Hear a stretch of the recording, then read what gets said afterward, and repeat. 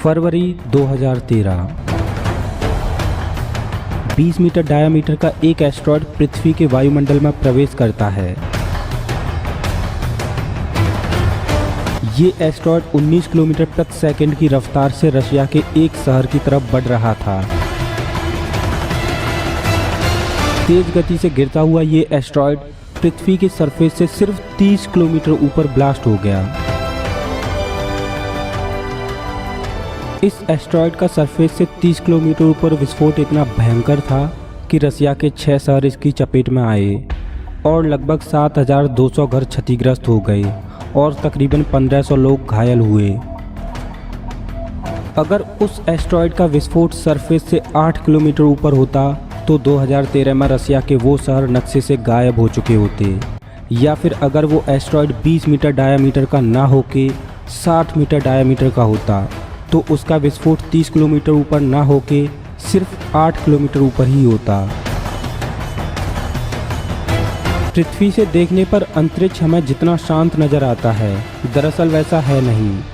एक सेब के आकार से लेकर कई किलोमीटर लंबे चौड़े एस्टेरॉयड्स और कॉमेट्स अंतरिक्ष में घूम रहे हैं, जिनमें रोजाना हजारों की संख्या में छोटे छोटे एस्टेरॉयड्स पृथ्वी के एटमॉस्फेयर में प्रवेश करते हैं। लेकिन पृथ्वी का वरदान रूपी वायुमंडल उन छोटे एस्टेरॉयड्स को एयर फ्रिक्शन की वजह से पृथ्वी की सतह पर पहुंचने से पहले ही खत्म कर देता है। लेकिन अगर एस्टेरॉयड का आकार 60 मीटर डायामीटर या इससे अधिक होता है तो पृथ्वी का वायुमंडल एस्टेरॉयड को ख़त्म नहीं कर पाता और उसके पृथ्वी की सतह से टकराने के चांसेस बढ़ जाते हैं।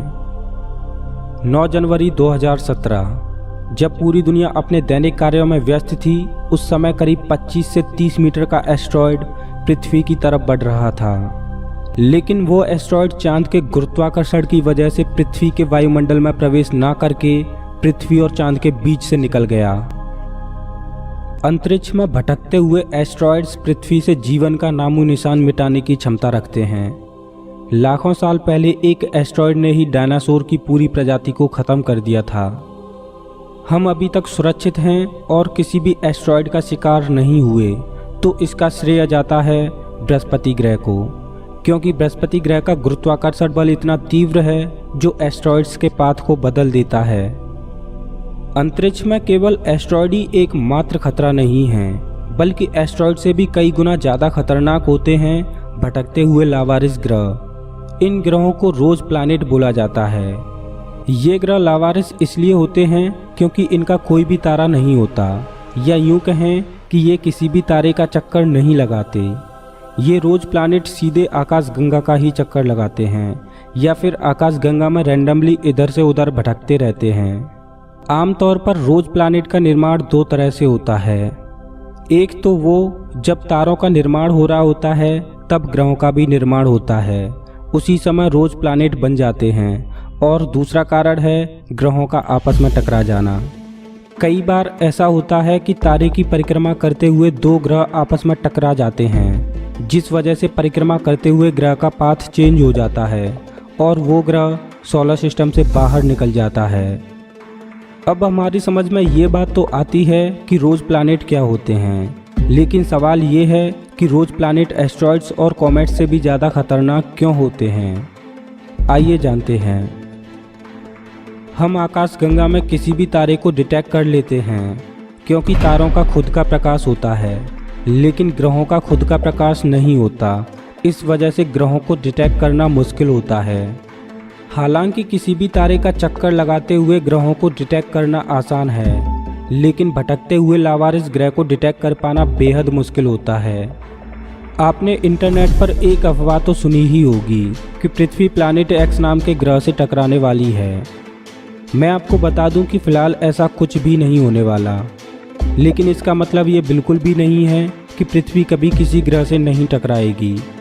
ऐसा हो भी सकता है, क्योंकि जब भी कोई लावारिस ग्रह किसी सोलर सिस्टम के पास से गुजरता है तो वो ग्रह तारे के गुरुत्वाकर्षण बल की वजह से सोलर सिस्टम के अंदर खिंचा चला आता है, जिस वजह से सोलर सिस्टम में चक्कर लगा रहे ग्रहों से वो लावारिस ग्रह टकरा जाता है।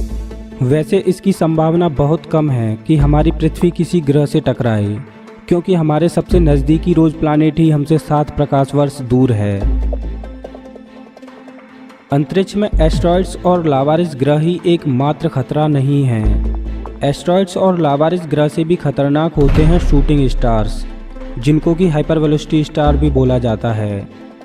आपने टूटते हुए तारों के बारे में तो सुना ही होगा। टूटते हुए तारों को देखकर लोग मन्नत यानी विश मांगते हैं। मैं आपको बता दूं, जो हम देखते हैं वो टूटते हुए तारे नहीं होते, बल्कि एस्ट्रॉयड्स और कॉमेट्स होते हैं, जो कि पृथ्वी के वायुमंडलीय फ्रिक्शन यानी घर्षण की वजह से हमें चमकते हुए दिखाई देते हैं, जिनको देखकर हम विश मांगते हैं। वैसे दुआ करना कि आप कभी टूटता हुआ तारा ना देखें, क्योंकि टूटता हुआ तारा जो तबाही मचाता है उसकी हम कल्पना भी नहीं कर सकते। टूटता हुआ तारा किस तरह से तबाही मचाता है, ये जानने से पहले हम ये जान लेते हैं कि टूटते हुए तारे का निर्माण कैसे होता है। टूटता हुआ तारा बाइनरी स्टार सिस्टम का हिस्सा होता है। बाइनरी स्टार सिस्टम में एक ही सौरमंडल में 2 तारे होते हैं और वो दोनों तारे बीच में कहीं मौजूद सेंटर ऑफ मास का चक्कर लगाते हैं। टूटते हुए तारों का निर्माण 2 तरह से होता है। पहला तो ये कि जब तारे बूढ़े हो जाते हैं यानी तारों का ईंधन खत्म हो जाता है, तब बाइनरी स्टार सिस्टम के किसी एक तारे में सुपरनोवा विस्फोट हो जाता है, जिस वजह से दूसरा तारा सौरमंडल से बाहर धकेल दिया जाता है और वो तारा हाइपर वेलोसिटी गेन कर लेता है। इस वजह से टूटते हुए तारे को हाइपर वेलोसिटी स्टार बोलते हैं। हाइपर वेलोसिटी स्टार को शूटिंग स्टार भी बोला जाता है, क्योंकि तारे की रफ्तार गोली की रफ्तार से भी तेज होती है।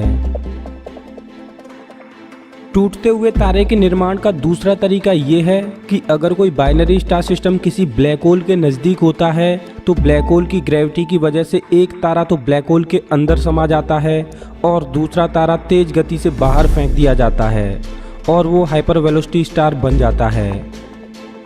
आइए अब जानते हैं कि टूटता हुआ तारा किस तरह से तबाही मचाता है।